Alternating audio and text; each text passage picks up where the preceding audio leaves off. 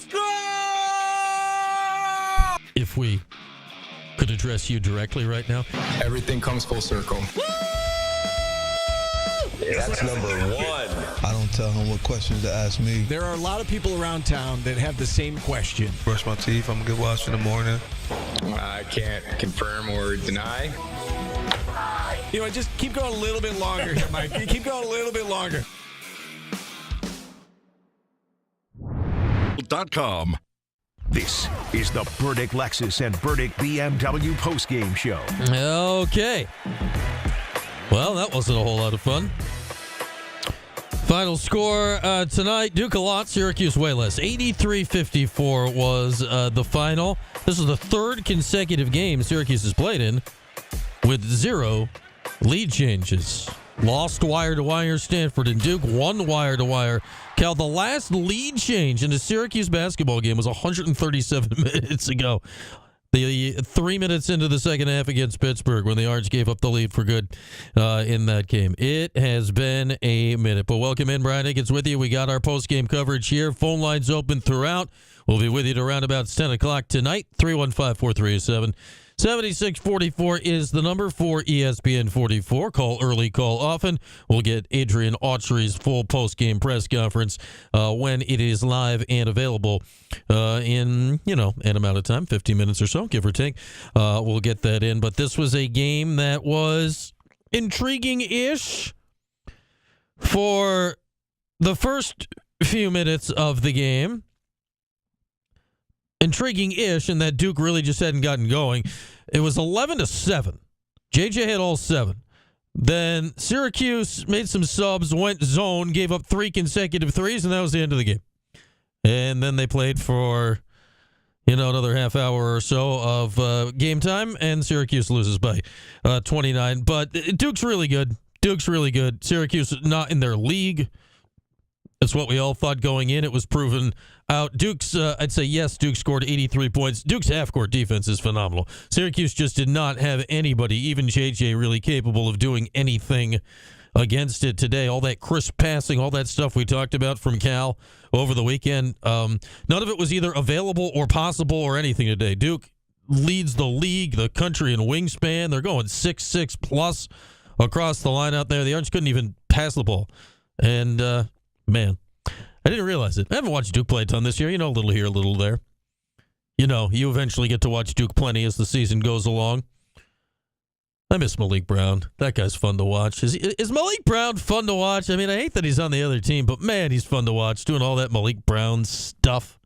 Just doing all these Malik Brown things. And what was his final line? He just did a little bit of everything. It doesn't put a smile on your face because he's wearing Duke uni, but he had 6 points, 8 rebounds, an assist, a block, 3 steals, and probably like 78 more tip passes. Literally, he came on the court, and before any time had gone off, he tipped the first pass on an inbounds. Man, I miss having Malik Brown around. He is a fun to watch. He is a destructive defensive force. But how telling is that? Malik, one of the best players on Syracuse last year, on a better Syracuse team than this, is now the 6th man coming off the bench for Duke. You look at the rosters, I mean, where would you put the talent on this? Of players that played in the game tonight, a.k.a. setting Donnie Freeman aside, JJ's the only one that might even ponder cracking the rotation to Duke. That's it. That's the list. And he probably wouldn't be starting, and he'd play some. Duke had like 9 of the 10 best players in the game or something. I mean, who knows what it was. It was just a volume of talent. Overwhelming Syracuse tonight. And it wasn't even, for all the, should we see Cooper Flagg and what's this number 1 draft pick going to be like? He was fine. It's not like he was fine.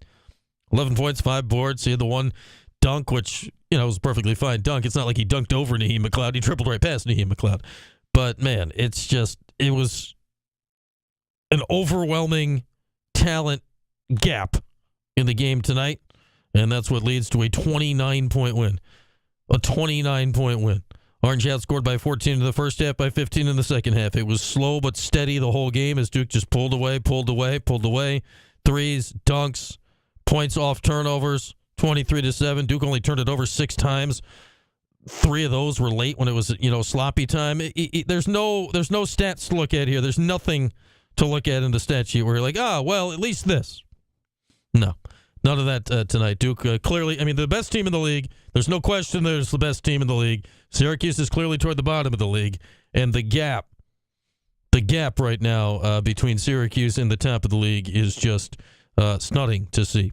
Absolutely stunning to see when you see how big the margin is right now between the Orange and the top of the leagues. Lost by 29 and never really in it today. Unfortunately, that was kind of what we all thought was going to happen going in. That's not really any different than what we thought was going to happen going in, but then you watch it play out for 2 hours. It's like, well, that's great. That's great. That wasn't fun. Didn't see anything that was fun there. Like, that wasn't a good time had by all. Do we have somebody on the line here? What am I looking at here? It wasn't anything. It wasn't anything. Okay, let's get a call in. We're going to. What do we have? We have a Pat. We have a different Pat in the Cuse. What an interesting way to start off the show. Pat, what's going on? Hey, what's going on, Brian? How you doing? Not too bad. Yourself, man? Well, I was doing better before watching that, but we're all right. Thank God for beer. There you go. So, I don't think this game was anything to shock anybody. I think we all knew that Syracuse was going to totally bomb that game. I think the upside was that Syracuse ends up pulling off some tricks and they win, great. Then you're looking at almost breaking even and you got a quad one win. So I don't think this game had any pressure going into it. I think it doesn't say anything more about what we know about Syracuse. We already know that they're not a good team this year. But I think it says even more what Duke is about this year than it does what Syracuse is about, because Duke's beating up on everybody. And it's not to take away that Syracuse could have played a better game. Because if you're going to take something away, they did start off to a pretty decent start compared to what they've normally done in recent games against a number 2 team. So, if you're going to take something away that's positive, maybe that.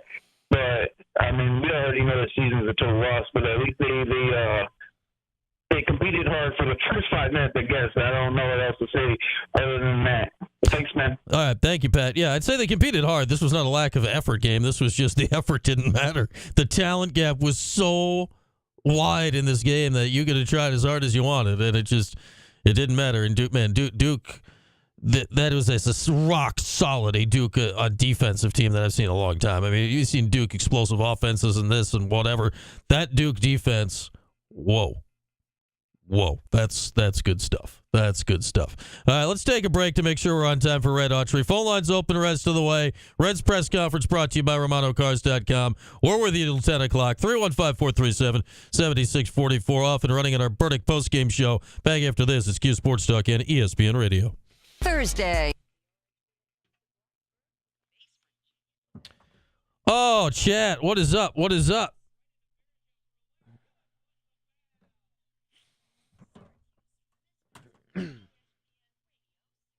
It's a hell of a roster, Cotter.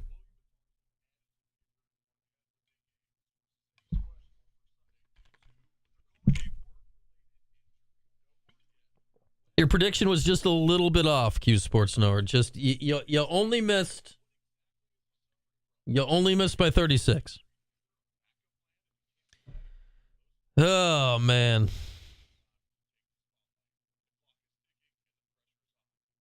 That just wasn't fun. Yeah, NIL sucks. Well, I'm all for the guys getting paid, but it sucks.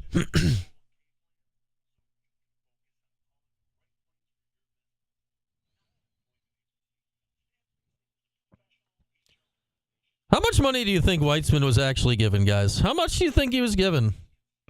Like, I think the resolution to that was incredibly stupid. Like, adults should have acted like adults. But where's the $1 million player? Where's everything he said he was going to do? He didn't do it.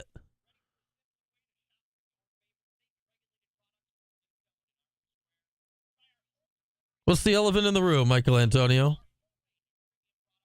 NIL? We talk about NIL all the damn time. Where's the $1 million player? If there was a $1 million player on the team, chasing off donors, like, I'm enough for the Weitzman crap. What did Weitzman ever do? What did he do? Who did he get? What did he do? He didn't get paid $1 million.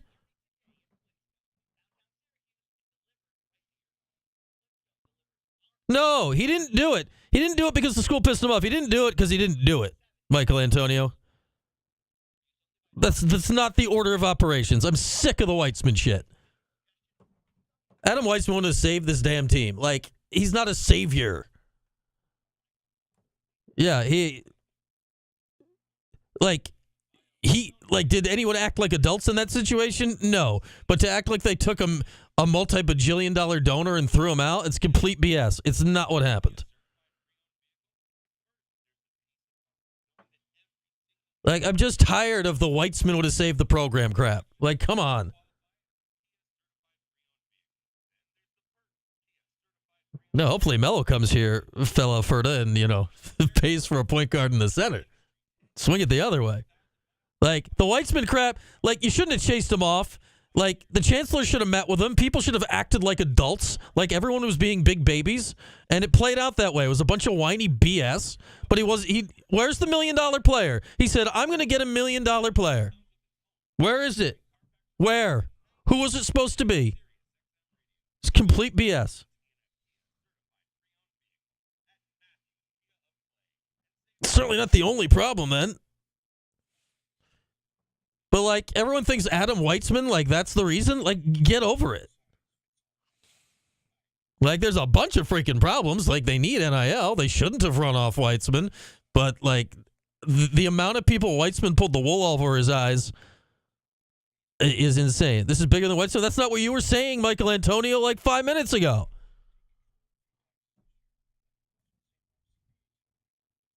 I don't know. Melo should pay whatever. Pick some positions and pay him. Why would Melo play him? So his son has good players to play with.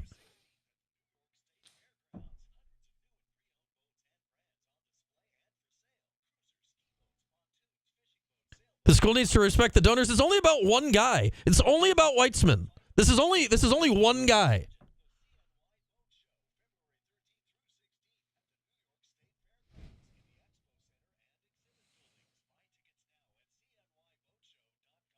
Yeah, it's about 10 years ago, Deep Divers.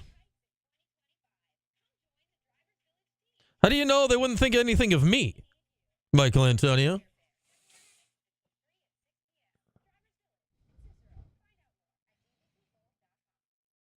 Yeah, the amount of people that Adam Weitzman, who nobody knows, has convinced that he is the best person on earth is mind-boggling to me. Again, this team's screwed anyway, but what the hell? Sick of it. Oh, all right. Back at it. We're just had to yell at the chat a little bit. Well, one guy. Come get some. 315-437-7644. Do we feel like hearing from John Shire? Not really. He's at the podium now. Hurry up, Shire! We are contractually obligated to hear from Adrian Red Autry. Oh, man. The Weitzman crowd is back in the chat. I'm sick of it with the Weitzman crowd. I'm just ridiculous. Yeah, well, if he was here, they'd win the national championship, but he's not. So Syracuse is playing with, like, bums from East Bumble, wherever. I mean, unbelievable. 315-437-7644. If only the great hero from the scrap piles, Adam Weitzman, had showed up, Syracuse would win millions of games. Yeah, those $1 million players are working out real well. They worked out great. I mean, the fact that we're still talking about this 2 years later, everyone in that situation acted like a big baby. All of the adults, Kent Siverud, Adam Weitzman, they all acted like big babies. And now people that don't know any of them from a hole in the wall won't shut up about it. It's unbelievable. Why did Syracuse lose tonight? Because Duke had all of the better players. All of them.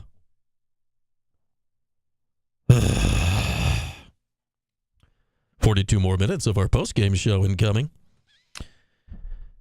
Oh, man.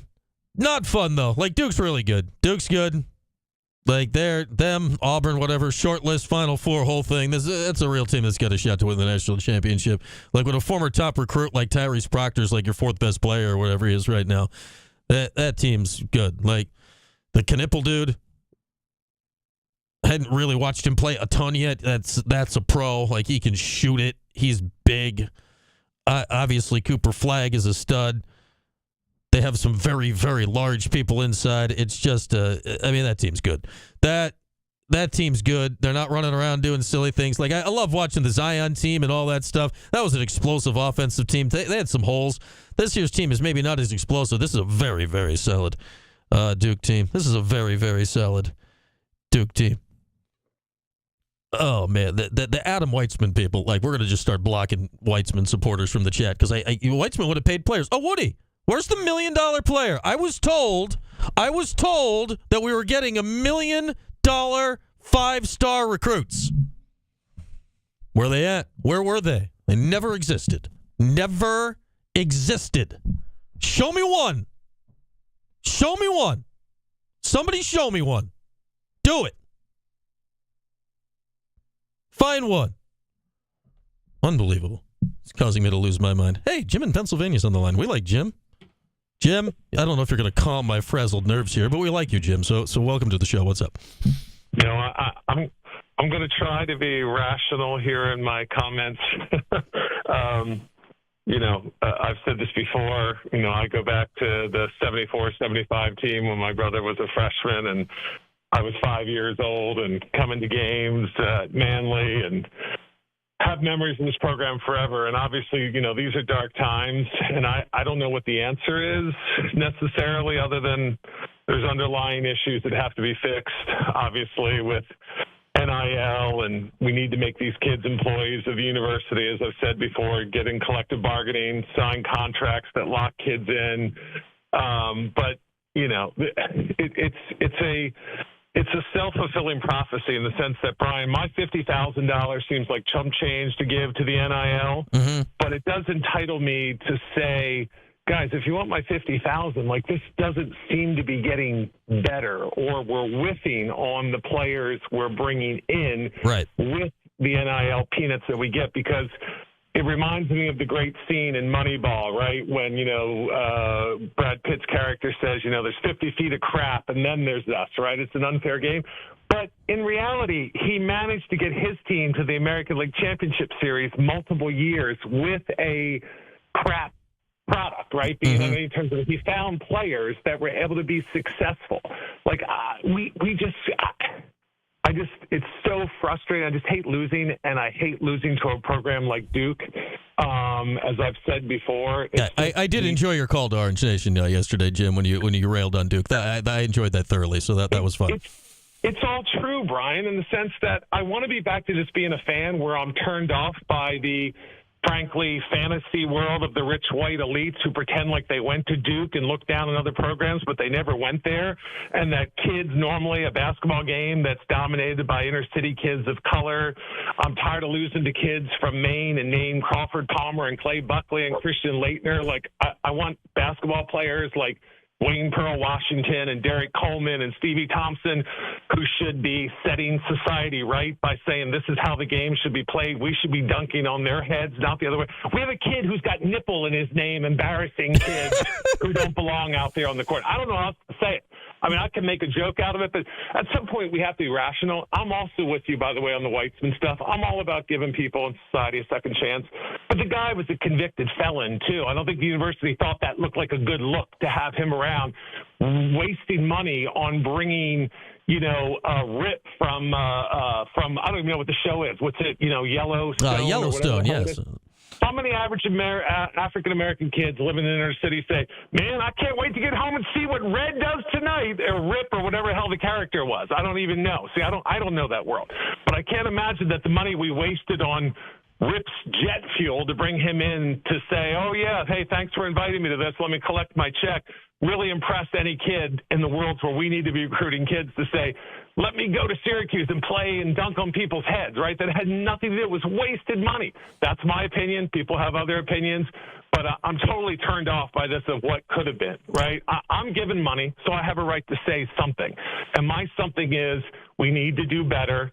I want to win. I'm not here to rip on particular kids. I'm not even here to rip on Red, but we sure as heck got to find answers. I can't sit through this as a fan and get pumped on. Those kids are over there laughing at our kids like it's like we were playing the JV team, right? Like that's their attitude. Like we're the big time, and we're out here and we're coming into their house and embarrassing them. It's hard to want to continue to be but yet I watched every minute because I'm a lifelong fan. But we got to figure some pieces out here to make this better. I can't keep watching this. It pains my heart. Let me ask you this here, Jim. As a legit NIL, are you donating billions of dollars? No, but you're writing a sizable check. Like, that's not insignificant money to most people. Do you reach a breaking point where you're like, the investment's not worth it? Like, or are you just, like, because you've been in it, you've been watching this team for 50 years at this point. Right, 100%. I went to college. I went to graduate school. I worked a career in healthcare to get to a point where I'm making a decent six-figure salary. But let's just say that number's $200,000 a year. You're bringing in kids we're giving $800,000 to who, frankly, are contributing almost nothing to the program. And I got to look at that and say, guys, hey, I love this program, and I love people in the athletic development office, and they're nice people, and we have nice conversations, and here's my $50,000 over 5 years to pay off. But I look at it and say, hey, we're giving some kid, 4 times what I make in a year, and I have a graduate degree, went to school and worked 30-plus years, and this is what we're giving, and we're getting nothing out of it. Like, it's an investment at that point. At that point, I'm saying, I look at it differently, right? I'm a fan pre-NIL. Now it's an investment with the idea the investment is supposed to get me, well, I don't know, what's more fun, winning or losing? I'd like to win. I have way more fun when I sit with my family and watch games, and we win, and we're like, man, this is awesome. We're making a run to the tournament. Something good's happening. Instead, now, I'm putting money in a hole, and I look at it and say, like, God, they keep telling me, we need more money. It's not enough money. Like, hey, you're giving money, but we need more. We're never going to get over the hump. We need more. Well, you're not getting more from me because I don't have stupid money. I mean, you see these programs in places now where they're putting, people's kids on the program whose, bio says they once scored 6 points in a high school game because the dad's a billionaire and they're on the roster and they're taking up a spot.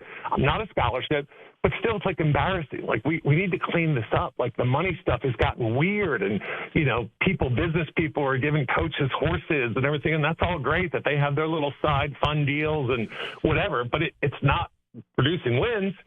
It's just like somebody needs to step in and say, like, this is a dark, dirty time in college basketball and college sports because we've just let the Wild West happen. I think there's a lot of reasons for that in terms of what the courts have allowed.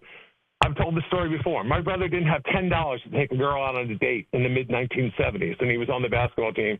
My family was poor, lived in a row home. I'm not here to judge anybody, but we were from the other side of the tracks.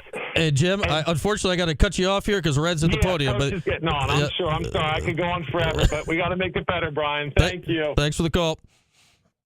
Kind of that created that distance, and we can never kind of get our footing back. And then, you come out the second half, have a couple of turnovers, couple of misreads and things like that. But obviously, Duke's a very good defensive team. They make you work hard. This is, they're in the lanes. They can switch. They make everything tough. I think the only bright spot that came out of anything in our losses, and I thought Naheem gave us really good minutes, and we just got to continue to build on that with him. Any questions? You just talked about Naheem, 10 points in the game, 4 for 4 from the field, 2 for 2 from the charity strike, a couple rebounds, no fouls. Just what you saw from him 22 minutes in this game, and I think 25 minutes in the prior 7 games. Yeah, I thought Naheem, when he set his screens, I thought he got off of them really quick. And I thought that was a difference. Obviously, he's a little bit bigger target, and I thought it allowed our guys to kind of get the ball out of their hands. He made a short roll read, then he got to the basket. I thought he really made those guys kind of converging, and he just got off the screen a lot quicker than Eddie was. He just really got off the screen, and we got a chance to get him the ball a little bit. Coach, what do you think the biggest differences are right now between your team and some of these top tier teams like Cuse and Penn State earlier in the year? I think I think the biggest thing is we have to do a better job of playing longer, consistently. I think defensively, and obviously we haven't had a chance to play with our whole team this year. I think we started off with a new team, and I think we started a little slower. And some of those teams, they have some a little bit of continuity, and they can go into their bench and kind of keep the same level of play. You know, I think when you talk about those teams, you know, those top tier teams, they can play 9, 10, 11 guys, and it's not much of a drop off. Coach, what was the strategy for Autry? You know, we just wanted to, you know, give him some gaps, try to close the driving lanes and try to make him take some tough shots, and try not to, let him get in the lane because he, once he gets in the lane, he's a very good passer, and obviously, he can finish. So we wanted to kind of make him work and try to, push him out. And when he caught the ball, he just seen, he didn't see a lot of driving lanes and kind of get him to settle and make some, pull-up twos and some things like that. And he did, and he made some. That was kind of what we wanted to do. We didn't want to really overhelp because they got so many good shooters and other good guys, and obviously the big guys are lob threats, so you got to pay attention. They keep you honest, but for him, you got to make him work and try to make him shoot some contested shots. Did you go zone because of matchups with him? And if so, how do you balance when he's having like a really good offensive game like that, but you kind of have to go zone, so other teams might shoot lights out? No, that was my call. I thought our zone was really good against Cal. I thought at that moment, I think they got a couple of downhill pick and rolls in the middle, so I kind of wanted to we was coming out of a timeout, and we were kind of right there. I thought maybe we could, they hadn't shot it as well up until that point. So I thought, with our defense and what we worked on to try to get a, stop here too, and try to get ourselves, kind of back. They had caught a rhythm a little bit. So, sometimes those things work, sometimes they don't. That's on me. So is that the most complete team you saw? Is it their physicality on defense that allowed you not to get into your offense? I don't think it's their physicality. I think it's their length. When you talk about, 6'7", across the board, long, athletic, they almost kind of zone up, so you got to try to move gaps. And even when you move gaps, they're so long back there, and, they do a good job of, making you work. If you watch any of their games, teams kind of, struggle to kind of get any type of consistent offense, consistent rhythm, at least the last, 5 or 6 games that I've watched, so again, their length is really, obviously they're physical, but it's really more their length. Coach, as a player coach in your career, where does this Duke team stack up as more complete teams? Yes. Again, I'm sure they got a lot of good teams, I don't really know, again, where. I'm not worried about Duke and, what their best team is. And this is a really good team I know for this year in college. They are, one of the top 2 teams in the country, maybe the best team in the country, because of their depth and because of their length. Again, they are pretty complete. They got guys that can shoot, they got guys that can pass, they got guys that can, finish, but the biggest thing is their defense. Through all this said is their defense is, it's probably been, like Tennessee was physical, these guys are just more disruptive. What do you think you didn't shoot more free throws? You had 1 free throw for most of the game and shooting quality from the field. Yeah, it was we shot 4 free throws. They got to the line, more than we did. I thought we settled for some, and then when we get in, when we did get in there, we didn't finish. And again, and some of that had to do with their defense. They do a good job of leveling you out and kind of chesting you up, and we got in there a couple of times. We just we didn't finish. When this matchup first started, you guys joined the ACC. It felt like every time you guys played, there was a top 10, top 15 matchup against conditions like that. What do you have to do as a program to sort of get back to that level? We got to keep building this thing, and obviously, when you talk about when we got into this league, college was different. Everybody needs to understand that college is different. All right, college is different. It's not what it used to be. All right, so that's the reality, and everyone, for us, we're not doing any different. Everybody's going through it, not everybody, but most, you got to kind of reshape this and get this thing going, and we will. Do you think you guys have everything in place here? I do. Yep, we will. You said on Monday that there'd be an update coming on dunks and anything as far as that. No, I think we'll know something probably in the next day or two. I know everyone thinks I'll keep dodging it, but really it's a decision that he has to make, and we keep leaving it up to him. I think I hope, and I'm very very hopeful that we should know something within the next day or two. And as soon as we do know, and we make a decision, we'll let everyone know. In terms of that decision for that exam, medical redshirt possibly, do you expect to have him back next year? What would that decision be? Right now, we're just worrying about if he's going to be able to play or not finish out the season. Trying to make that decision. One more.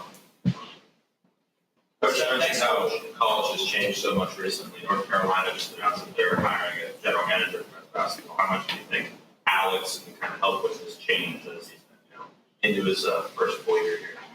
I think if you want to get back to that, you have to make these decisions. And I like to thank our staff, John Wildhack, Tory, and them for being forward thinking to getting the general manager as soon as we did, because you need to be able to do that in this landscape of transfer portal, all these things. And I think your staffs have to grow, and we are. And so I know we're headed in the right direction, and we'll be fine. But I think Alex will do a great job. He's doing a great job. And we'll continue. We're building this thing, and we're building it to be strong and to get back to what we all know this thing used to be and what we want it to be. And we'll continue to make strides and do that, with me and the administration and everyone on the same page moving forward. Thank you. All right. Another fun post-game press conference with Red Autry, brought to you as always by our good friends at RomanoCars.com. Man, Red, I feel bad for him having to talk about the Donnie stuff, because I don't know if it's Donnie's having to make a decision about surgery or to shut it down or whatever it is, but it's just like, I can't say what he's doing. I don't have any control over it. And then there's the whole rest of everything else. All right, let's get a call in before the break, as he's been waiting on hold patiently for a long time. Thank you, Jason in Maryland, for hanging on. What you got? Well, first, Brian, it's great to hear you get fired up. It wasn't really about the game. It was about Weitzman, but it was very entertaining. Yeah, it's hard to get fired up about this game, but yes. It was very entertaining, and I totally agree with your take. He did absolutely nothing. He didn't give anybody money. We didn't get any players. So that's the end of that. But I'm looking at more of a macro look at this team right now. I think, obviously, it's not a good team. It's literally the worst Syracuse team I've seen in my entire life, 47 years. It's not really close. The roster's poorly built. The coaching staff, I feel, is one of the worst in the ACC. They don't really do anything well. They don't seem to be coached well, because they make a lot of the same mistakes over and over again, and that leads to a lack of discipline. They're very poor talent evaluators, and I mean they by the coaches and the staff. And I think all of that is even more important than the NIL. The NIL is the NIL. It's going to be an issue. We're never going to be spending as much money as some of these other big schools, SEC schools or whatever. Mm-hmm. But you could be a well-coached – we've played well-coached teams that we have just as much talent as and lost, because they're a better coached team. And that's my issue. We just every game we play anyone that's remotely decent, not even great, remotely decent. Look at a game like Florida State. We got smoked in that game. I think we lost by 20 or 17. We're not even competitive in these games, and that's my issue. We're not competitive. Like, remember, Brian, when Rutgers was in the Big East and we laughed at Rutgers? Mm-hmm. We're now Rutgers. We're Rutgers now. That's what we are. Sadly, you're right. I mean, that's what it's. At least that's what it is this year. I don't think it wasn't quite that last year for sure, but man, that's what this year feels like, right? Like old football Big East being Rutgers and Temple, where you just got kicked around and you didn't matter, right? Like Syracuse is not relevant in the league right now.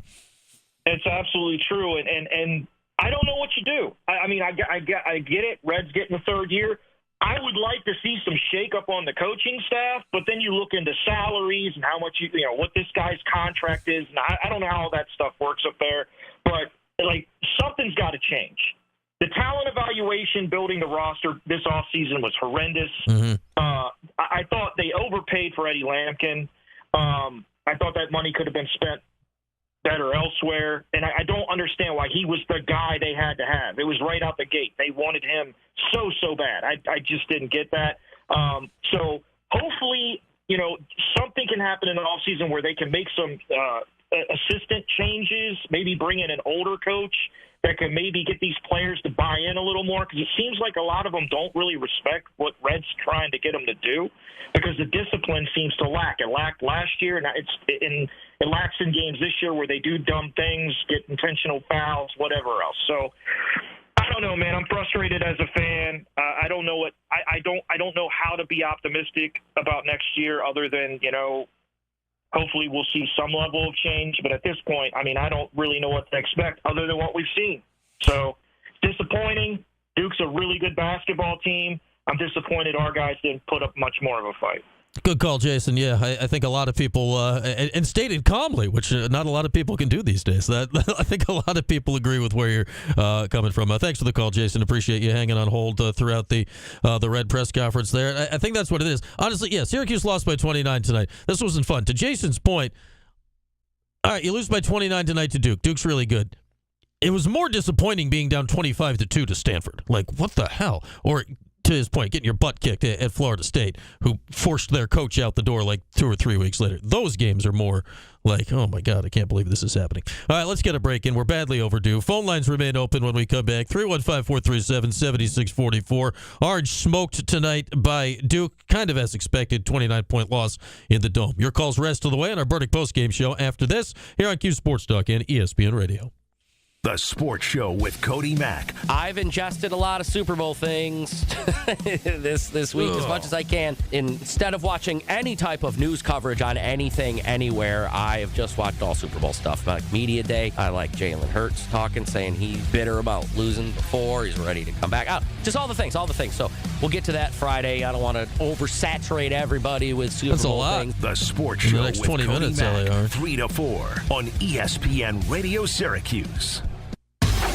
Basketball season is here, and so are some great deals at Burdick Ford in Central Square. I've read that either way, Laker. I wonder if there's like a customer service to help. And again, I have no idea because it's so vague.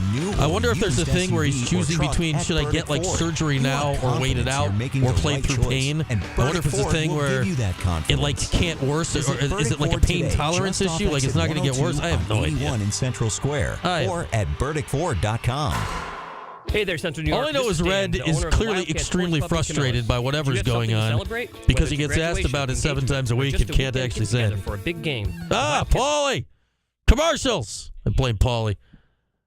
Yeah, Red's got to be crazy frustrated by this Freeman stuff. Here's my theory. We bring back Jim Boeheim, but only to handle the press conferences because Jim would just say it. He'd just let it fly.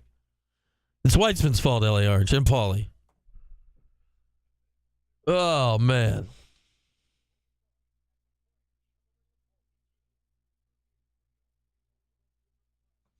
I blame Paulie. It's all Paulie's fault. You enjoy our commercials. We love our sponsors. They're great. Buy a car.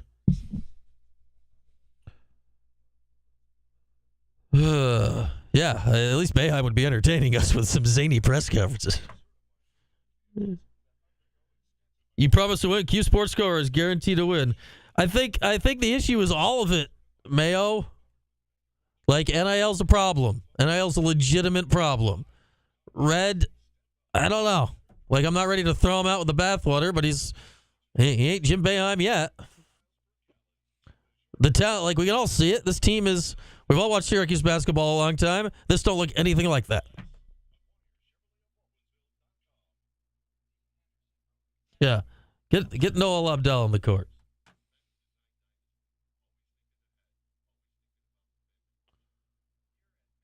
Like, it's all part of it. People putting it all on Red is crazy. But to say none of it's on Red is equally crazy. That's the thing. Like, all right, say you're to Jason's point, the last call. All right, let's say Lampkin. Let's say you took whatever million or however much you spent in NIL and it got invested, be it Dakota LeFew or whatever. It had been invested differently and you got better players. Like, where are we at? What does Griff do? He entertains me on a weekly basis. That's what he does, Cuse Sports Nor.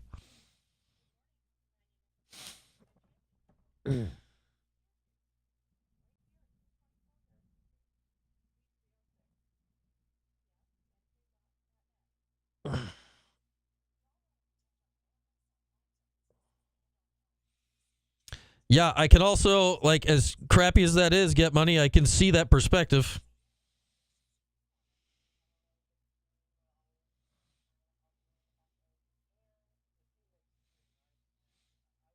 I love me, Griff. You know, is he the right coach for the team? I don't have any idea, but Griff's good people. I like Griff.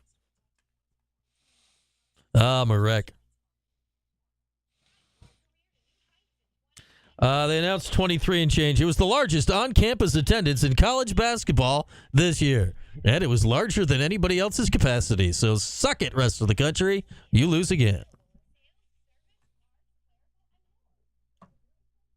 Because you can't right out of high school?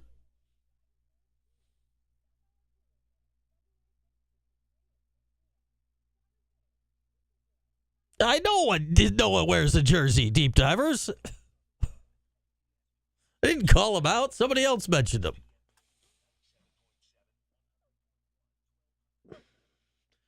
Chris Joe would helpful. Bowling ball is still stuck in trap. Bowling ball's not made it to the opening tip yet. Oh, who's having fun on a Wednesday night?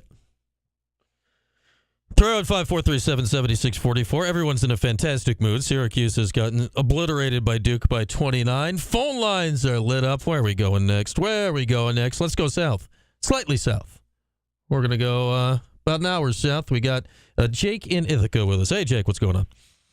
Thanks for taking my call. I just want a little silver lining here. Cooper Flagg didn't go off for 50. That's true. We didn't lose by 30. Naheem McLeod's your MVP of the game, I would hope.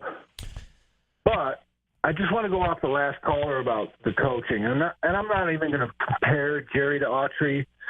I'm going to just say Siena has the better staff. Now, imagine Arinze and Owaku working with Eddie Lampkin, who were very similar players, post, hook shot. Imagine Ryan Blackwell working with Donnie Freeman, who Ryan Blackwell had a great mid-range game in his day. So, I just want to ask the callers out there, the listeners out there, did you really think we were going to win this game? Thanks for taking my call. Nobody thought we were going to win this game, Jake. I don't think. Oh, there he goes. No. Does Siena have, I like Ryan Blackwell. I like Jerry. I like AO. I like all those guys. Are we just sure they got Siena? I love those guys. They're 10 and 12. They were 10 and 12 also. For everyone that's making out, I love Jerry, but everyone that's making out like he's winning the Natty or winning the MAC this year, what are we doing? What are we doing? I love Jerry. I love those guys. Ryan Blackwell's great. AO's great.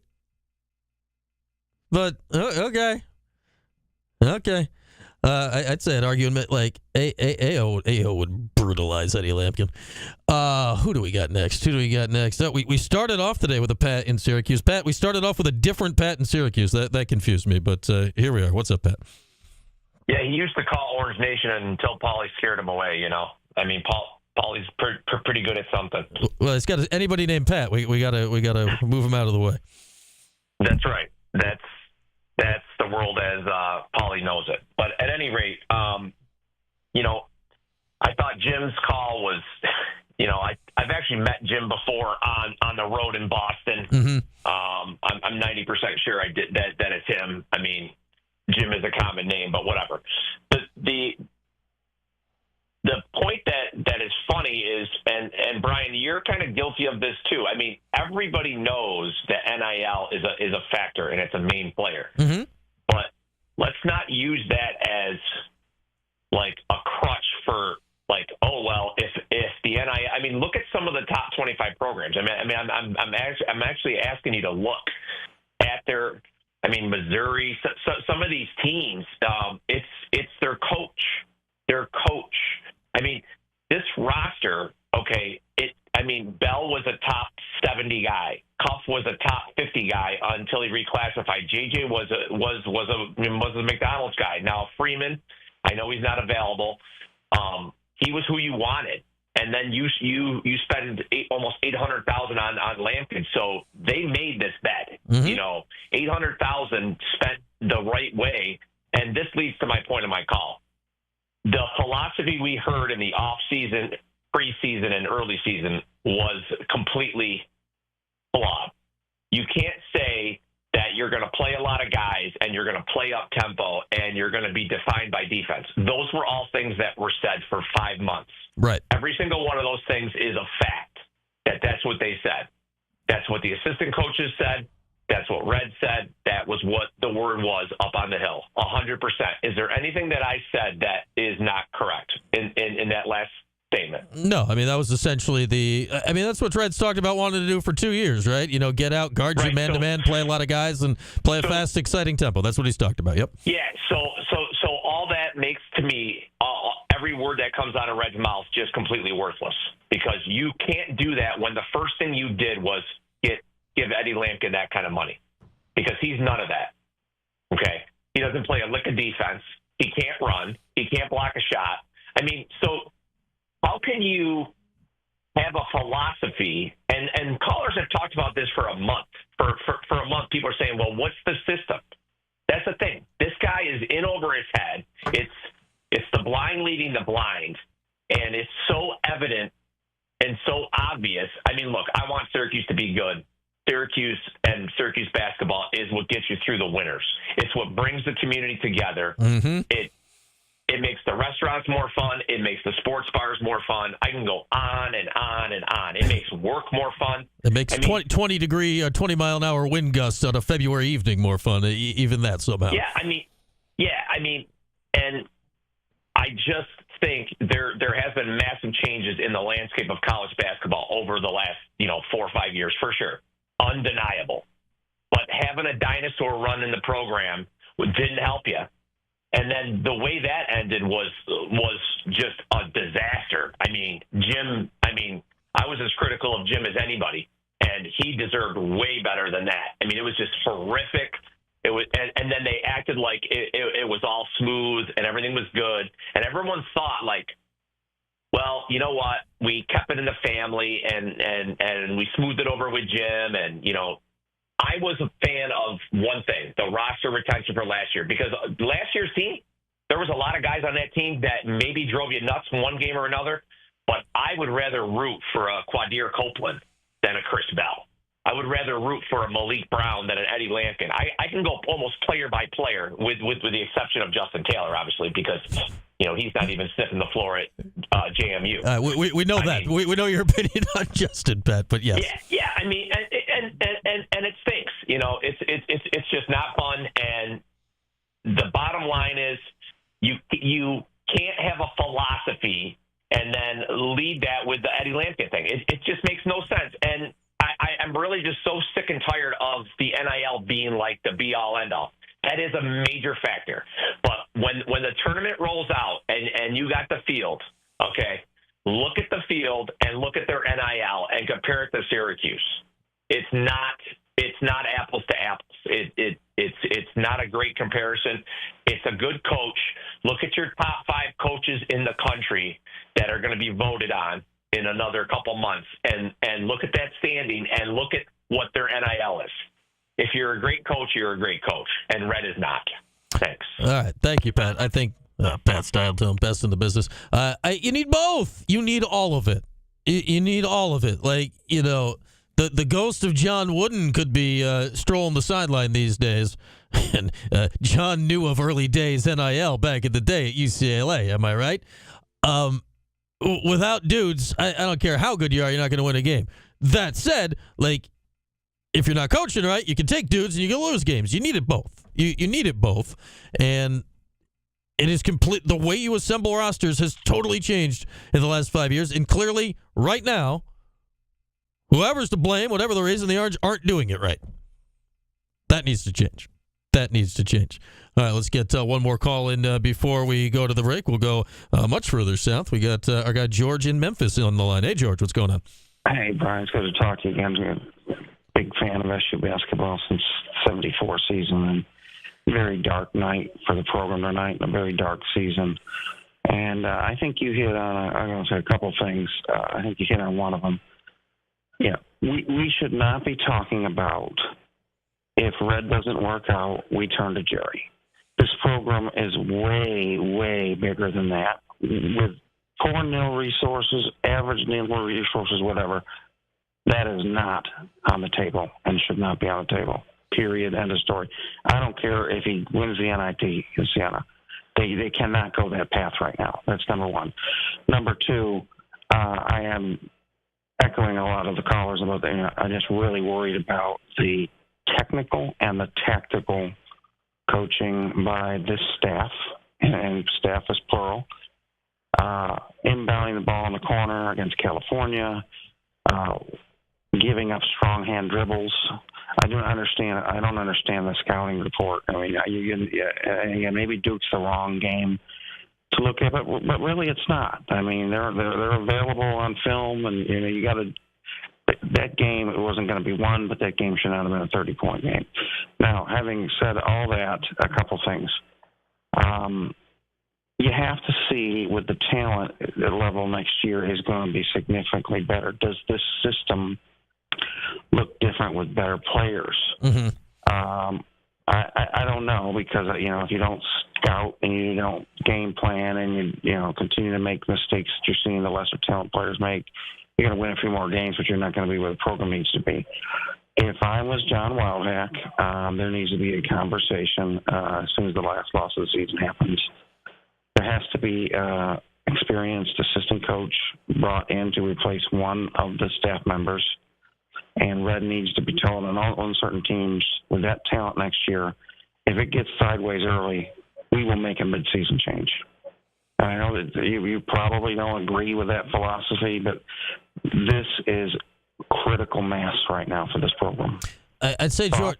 George. I actually, I don't like to fire anybody, but I do like the idea of, I like the idea a couple of years ago of Red having and I don't even know. The problem is people then say who. I don't really know who the right answer to the question is, but having a veteran assistant that has head coaching experience, like Jim Boeheim didn't need that. Jim Boeheim did not need that for the last 40 years. I like the idea of that. That makes sense to me, because I think you're right. I think part of Red's learning on the job, people say, he's been here for years. It's different when you're the head coach.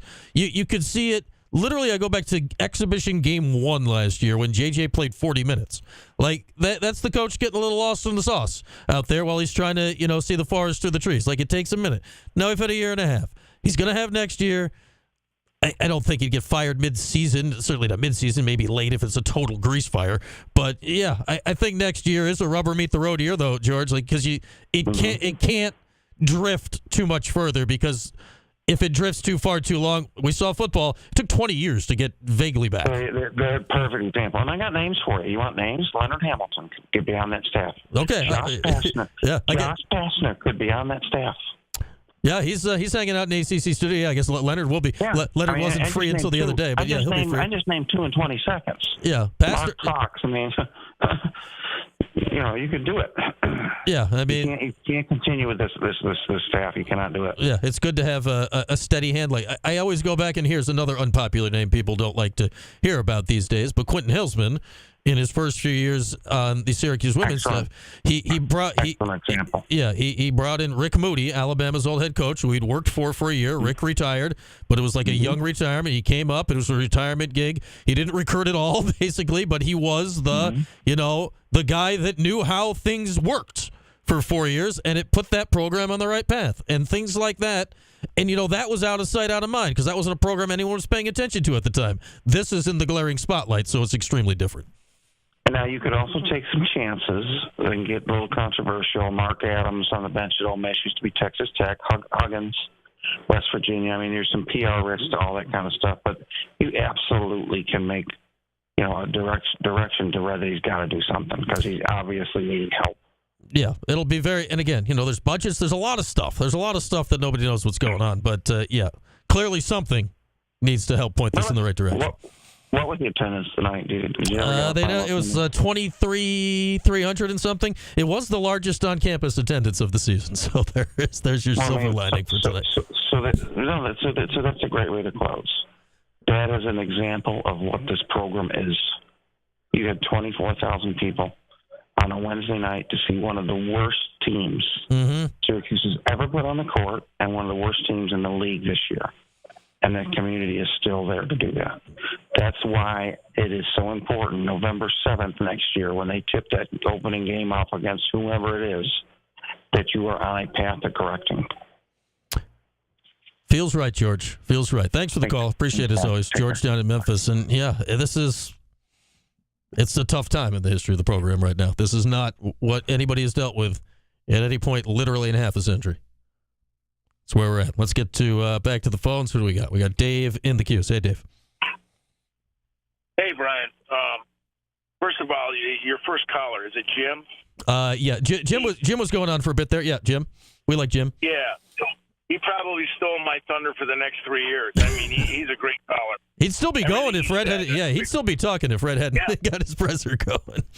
I wanted you to keep him on instead of Coach Autry. But having said that, tonight, I can't believe it was only 23,000. I mean, I looked around and I saw the upper tier beyond the bleachers, and the student section was beyond the bleachers. I thought we were more upper 20s tonight, and Brian, we sat there, and that crowd started out excited, and we're just looking for any kind of a bolt of electricity at all to help the team out. And it ended up being a staring contest for probably the last, I want to say, 35 minutes of the game, unfortunately. Yeah, I mean, I always wondered, too, because, Dave, I was been wondering this. We haven't had a big crowd, like a really big crowd, by Cuse standards this year, since obviously there are fewer seats in there. I just have no idea visually where crowds end now for certain sizes, so I guess tonight's a good landmark of what 23 is, kind of looks like like 26, 27 used to, based on where the fans stretch out to. Oh, I guess so, if that's what it did. But having said all that, Brian, I give you credit tonight. If I was hosting the show, I would have shut 4 people down. I mean, I don't care if John Wooden clones were coaching this team, it wouldn't win. It is all NIL. It is all talent. And poor Adrian Autry is caught in a storm right here. You can't tell me we did not get everybody we wanted in the NIL, okay? No. All right, that's on the people that are contributing to the NIL. We didn't come up with enough money to get the point guard we wanted, or to get they were after other big guys too. We couldn't get them. So don't tell me it's good coaching that's getting these other teams there. You had Leonard Hamilton's leaving, Jim Larinaga, great coach, left in the middle of the year. Tony Bennett, the best coach in college basketball, left before. Nobody wants to coach in this environment. No great coach wants this. It's garbage. It's absolute garbage. And to blame Adrian Autry for it and thinking that changing the staff is going to make it any better, you have to have a staff today that can recruit, obviously, and then you have to have a ton of NIL money to get the players you want to win. And I believe the coach he just hired, Brian, wasn't he a head coach for a number of years? The Engelstad, yeah, he was the head coach at Mount St. Mary's the last handful of years. Okay, so this guy that just called said we should get Leonard Hamilton or Josh Pastor or Bob Huggins as an assistant, like they would come here on the salary that we can give to an assistant coach. That's what he was suggesting. That is the stupidest thing I've ever heard. They wouldn't come here on an assistant coach's salary to be Adrian Autry's assistant. That makes no sense. But I don't know how good these guys are. I don't know what kind of coaches they are. I know Strawn is a big AAU guy, and he's going to help in the recruiting. But let's face it, it's all about talent. It is all about talent. That's why these great coaches are leaving, because they can't get the coach, and they don't want to coach these kind of kids. They're all just going to the highest bidder. So it just angers me to hear that over and over again. Until we come up with enough money to get the players that we used to get, we're not going to compete. I don't care if it's John Wooden coaching the team. Yeah, it's, I think it is very largely NIL. Like, is there coaching? Yeah, of course, all of it plays a part. But yeah, if you don't have, at least in the ballpark, comparable talent, you don't win games. That's just it's just that simple. It's just, especially in basketball, where there's only 5 guys on the court. Like, the talent really matters. All right, Dave, appreciate the call as always. Thank you. All right, man. All right, there's our guy Dave in the Cuse. The phones are hot right now. Phones are hot. Who needs commercial breaks? Do we have sponsors? We do have sponsors. Who needs commercial breaks? Who's next? Chris in Poughkeepsie. What's up, Chris?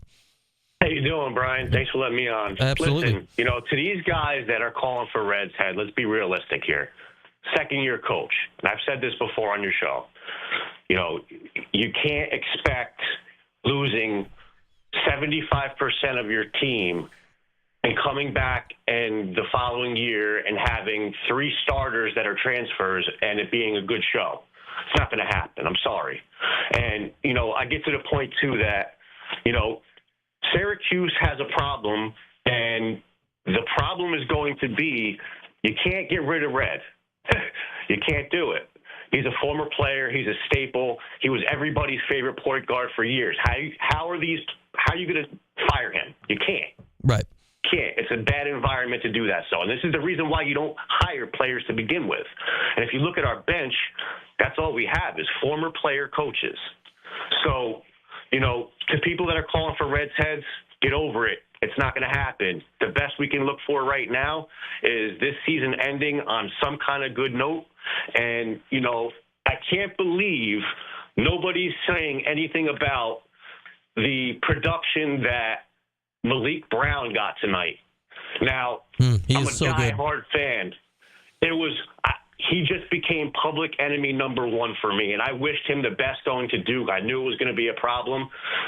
I truly believe, and I've said this before, Malik Brown, if you had looked on the bench last season, he had problems with everybody on the bench. And it became an environment where, look, everybody left. So give it up, guys. Red staying. Let's keep it moving. Next year's a new year. Rebuilding is not pretty. Thanks, guys. All right. Thank you, Chris. Chris in Poughkeepsie. And, man, I think we always knew. You never really know, right? Like, we knew Jim Boeheim was going to leave at some point. Maybe. You never know how it's going to go after that. It's going better at Duke than at Syracuse right now. Carolina is having a roller coaster with Hubert Davis. Like, you never know how it's going to go when you're replacing your Hall of Famer. It's not going very well right now. That said, I don't care who. I'd take Malik Brown in a heartbeat. I love watching that guy play. That guy plays in a way I've never quite seen before. It's fantastic. I love watching Malik Brown play. All right, who do we? Let's get a break in. Tyler, hang on the line. Whoever's calling in, hang on the line. Let's get our last breakout. More calls till you're done with them after this. 315-437-7644 for ESPN 44. More calls. Wraps on it. Wonderful night in Syracuse basketball history. Back at it next. Cuse Sports Talk, ESPN Radio.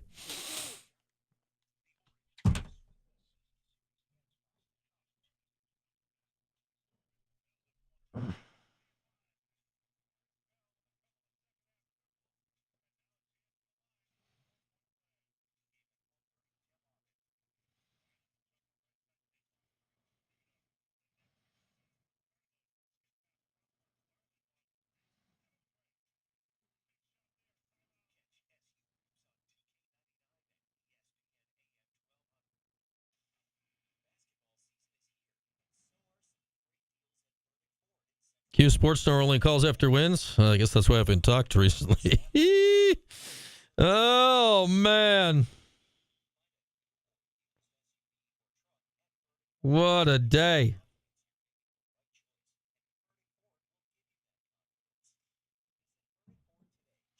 Yeah, but NIL, Laker, Louisville has a crap ton of NIL. Look at that roster. We can't ignore NIL. You can't ignore it.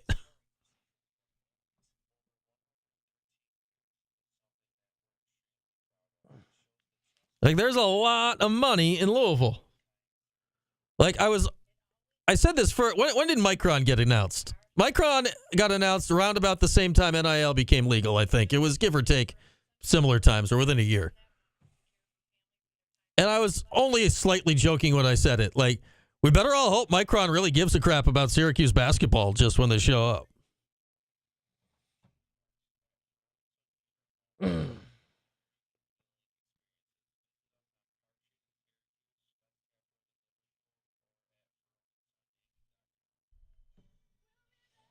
Micron will save us, Tom. Oh, man. Armosaurus, that was like Brad Stevens is a phenomenal coach. That was also a different era. That was a decade pre-NIL. It was a different era.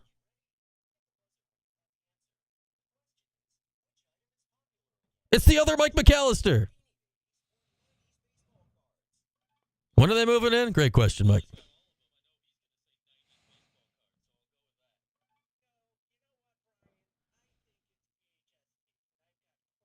Don't start again on it, Gaper. I will lose it again. I will lose it.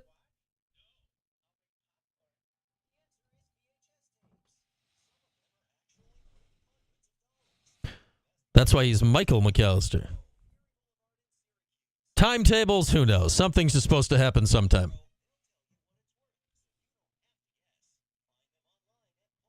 Oregon Cuse.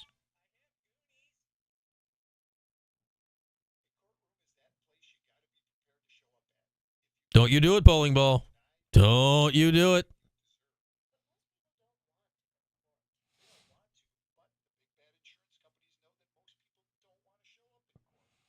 Will J.J. Starling answer his text in the morning to tape his contractually obligated interview?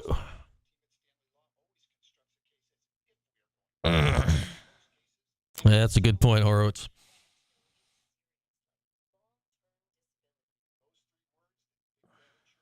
I'm taking basketball back to the roots tomorrow. We're going to go coach kindergartners.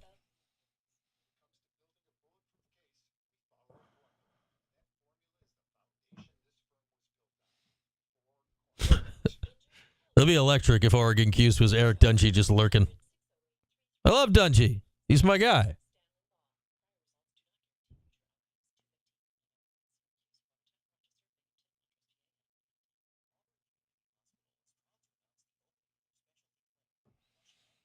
Yes, Saints LDR. Cuse won. Now quickly exit the chat and ask no follow-ups. Max gets snacks when we're done. He got chocolate milk. Thank you, Q Sports Knower. Last week we then spilled the chocolate milk and it became a whole thing, but that's all right.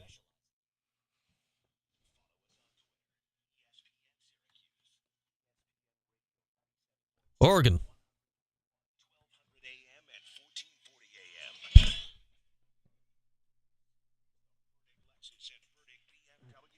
Yeah, he and I are secretly boys. Oh, man. The show is taking some turns. 315-437-7644. Final score, Duke a lot. Syracuse less than that. Orange lose by 29 tonight. What was it, 83-54? We're beyond. This is not an X's and O's post game. We're beyond that point. All right, let's get a few more calls in before we call it quits here on this. Is it still Wednesday? Yeah, on this Wednesday evening. Who do we got next? Let's go to Mattydale where Tyler's hanging out. What's up, Tyler? Hey, this is Tyler over in Mattydale, longtime listener and fan. Just wanted to chat about the game a little bit. Absolutely. Some stuff with Autry as well as I think some other things. So obviously people give Autry a lot of crap, and believe me, I think he's well deserving of most, if not all of it. But in this crazy NIL era and world that we live in here every day, I think what happened with the fallout there with Weitzman for basketball, as well as other sports and athletics here for the university, he's donated so much money over the years. Athletics for fans, I think fans should be just as mad, if not more, at the chancellor and also Wildhack for not standing up to the chancellor and defending one of the university's biggest fans and top donors. He was not one of the university's top donors. That's a fact. I don't think. No, it's not that I don't think so. I know so. But you don't think he had like an aura of an effect as far as him coming to the Here's what happened, Tyler. I sat in seats courtside at those games. He had courtside seats there for 3 years.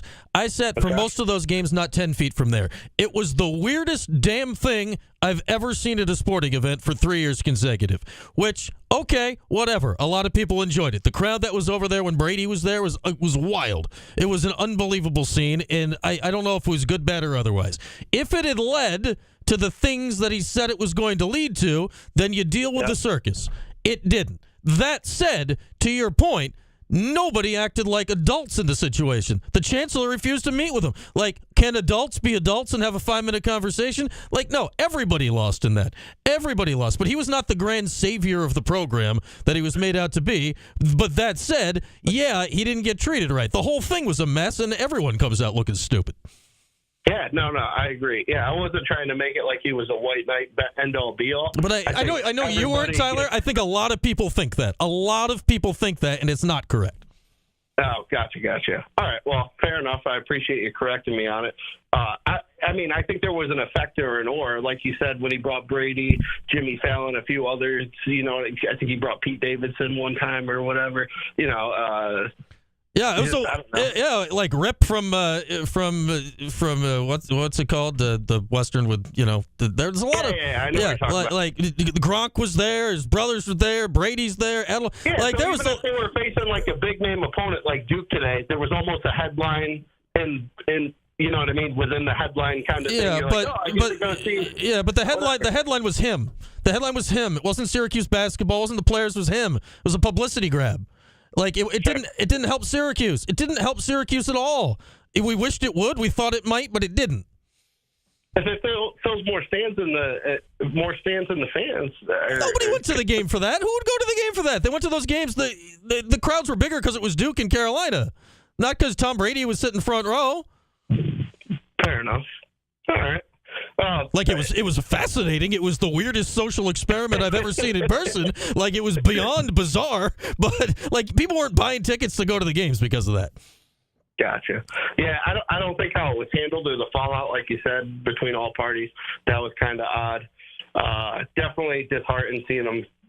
You know, I was sitting pretty close to the floor today, losing by 30. I predicted them losing by 31 as they were beaten. Duke was blowing other teams like Louisville and other like tier 2 teams in the ACC that we were losing by 20 plus by. They were beating them by pretty high margins. So it was good to see him hold Cooper Flag down a little bit. Malik kind of lit us up a little bit today. He's a little bit of a stat stuffer. Tough loss losing him and Quadir and some others from the previous years in NIL. Yeah, it all adds up, man. I like watching Malik play. I wish it was not in the Duke uniform. Even getting him back just in the building today is fun to watch. All right, Duke, you can kind of understand Paulie earlier. He said it was like, you know, you can be mad at a Malik Brown because it's almost like he broke up with you, but he traded up for the better-looking girl or something like that. Yep. What about in a situation like Quadir where he moves to like a lower mid-major, like a McNeese State of the world or something like that? What's that telling to the program? I mean, that's one where he's so out of sight, out of mind, you forget he exists. I mean, he's down. We'll probably see it like it'll be annoying again in March when we see him in the tournament because McNeese is good and they'll probably win their league because they're the best team in that league by a wide margin. But yeah, the Duke thing with Malik, like he's got a legit shot to win the national championship this year. It'll be like, man, we knew him when. Yeah. All right. Well, I appreciate you bringing me on the air. All right. Appreciate the call, Tyler. Thank you as always. It's just, and I know Tyler was not doing it maliciously. This Weitzman stuff drives me bonkers. Absolutely bonkers. Just in every possible angle that it could drive somebody bonkers. All right. Who's next here? This is Jimmy in Maryland from the Cuse. That's very specific. Hey, Jimmy, what's going on? What's up, Brian? It's great to speak to you again. Thanks for calling in. I actually sat near Weitzman. A buddy of mine has got a lot more money than I do, and so he's got courtside seats. And you know what it reminded me of? It reminded me of somebody who has a really hot female friend, and he's trying to convince the girl that he's pursuing that he's got it, that he can get someone in that league. That's what it reminded me of. Or like LeBron calling a press conference so that he can drive up the bidding, you know. That's what it reminded me of. But you're right. I mean, because you could tell that they had no rapport. You know, they were just. I don't think he and Pete Davidson would be jiving with each other. You know, hanging out playing. Yeah, they, like when Jalen Hurts was sitting there the one game, they weren't chatting it up like old boys. It was like I'll say this. It was like, did I pay attention to it every game? Absolutely. Like you couldn't look away. But it was the strangest damn thing I've ever seen. That's what I mean. You could tell that they didn't know each other. They probably didn't speak all that much, that he was paying the person to be his date. I mean, listen, even Kim Jong-il gets people like Dennis Rodman and, you know, and I can't think of that actress's name to come over there and hang out with him. But I don't think it's because they're friends. I don't think they're hanging out, you know, they're having FaceTime chats on the weekend. Yeah, not a lot of texting at 2 a.m., I don't think. But, yeah, go ahead. the reason I was calling in, I think that there's obviously nuance to every situation, and everyone's dealing with this new NIL environment. And actually, I have to give credit to your screener because he was pushing back a bit on what I was calling in about. But to say that it's all about talent undermines the success of all of those Cinderella teams that were repeatedly successful in the March Madness tournament, or teams like Colgate, who every year play Syracuse, who sure is talent deficient compared to 20 years ago. They're still significantly more talented as an overall roster than most mid-majors and teams like Colgate or Cornell who are pushing them. Mm-hmm. And I think if you look at the success of even going back to teams like Princeton when they were successful in the NCAA tournament for many years, they slowed the game down. They had that backdoor cut offense. They wanted to keep the score under 50, and they were able to do that. That was all coaching. I mean, they were so limited in talent that that's what they had to do. They had to limit the possessions and play a defensive game with that funky offense. Mm-hmm. If you look at teams like Virginia before they started getting a bunch of talented players, that was all a hustle, defensive-minded effort. That was full court press, focus on defense, keep the game, low scoring. And that's not what kids are going to college for. I mean, they want to get to the NBA. They're not looking to be Malik Brown necessarily. But I think these are examples of a coach taking what he's given or taking what he's able to get with his program and having a framework and a strategy or a system to maximize that and get wins. No, I think there's a fair point to that, Jimmy. Now, does that mean Syracuse is going to slow it down or whatever? No, I mean, you can find your own way to do it. And it is to the point, like Virginia won a lot of games with that pack line defense. That said, the year they won the title was the highest scoring team they had in that whole time. So you do need both. But there is something to it, right? Like you have to be able to coach to the talent you have. I mean, I think it all goes into it. Like these are all pieces. I think a lot of people try to simplify it too much. Like these are all reasons why Syracuse isn't winning right now. And what your screener said is I don't think it's time has been given enough to identify whether or not Red kind of has the right stuff. All I would say to that is it does seem as if he's sort of fumbling or kind of muddling through, and I don't know if that's just because he doesn't seem as passionate or aggressive on the sideline, but the hockey shift substitutions, the seeming lack of an overall offense when he's got some great plays designed coming out of a timeout, but he doesn't have like an actual motion offense like a team like Dayton, for example, was the best example I could think of. Another team that performed well against more talented teams because of the system they employed. So that was one of the things that I was thinking of in terms of his potential deficiencies. And effort is the other thing, because defense is almost always an effort thing. Hustle is an effort thing. And it doesn't seem like getting back on defense and playing a full 60 minutes of, just full pressure, full hustle game is something that they're able to do. And I think that's all on coaching, especially in college. Yeah, I mean, coaching's a huge part of it. And what I still can't figure out, like a lot of people say Red's got no scheme. Well, I refuse to believe he has no scheme. I just don't know, is it the wrong scheme? Are the players not listening to the scheme? Like, I don't know where the breakdown is. Like, I'm sure they're practicing something. Like, I know they're doing something. I just don't know where the breakdown is, especially offensively. They've got set plays, but when you look at their half-court offense when they're coming down off of the occasional missed shot that they force, it does seem to be a lot of standing, out on the perimeter, some screening rolls, and the occasional three-man weave. I mean, that's not; those are things that have been done in basketball for 50 years. But when you look at the intricacies of an offense like Dayton, or that was the best example I could come up with, or even a team like Duke, who's got a lot of screening and they have a lot of cutting as well. Their motion seems to have more of a purpose. And maybe the players are just saying, "Screw this! I'm going to stand on the 3-point line, even though none of us can shoot." Yeah, honestly, Jimmy, that's what I don't know. Like, I don't know where the disconnect is. Like, because I'm assuming that's not what they've designed the offense to look like. Maybe I'm wrong. I have no idea. But you're absolutely right. There's way too much just standing around out there with nobody moving, and it's beyond frustrating to look at a lot of the times.